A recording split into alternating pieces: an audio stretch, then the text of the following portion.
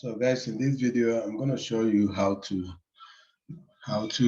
fix the problem with your WAMP server not running at all, or one or two processes running, or one process running while the others are not running.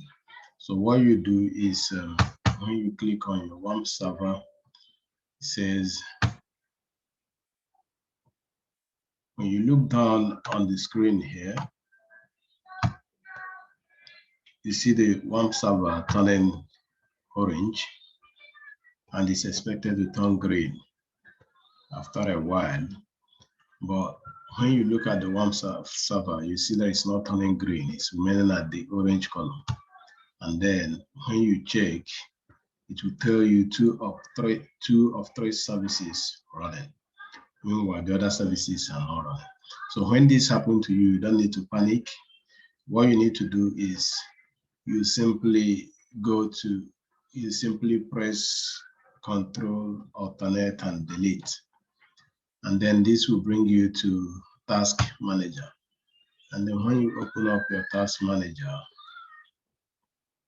you will see all the services that are running on your computer. So you scroll down to My SQL. You look for My SQL. So here is My SQL.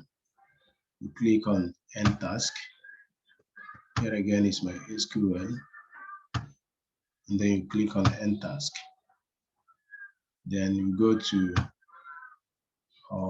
the WAMP server and then exit. Then you go back again and open WAMP server. Now this time around, the WAMP server should be able to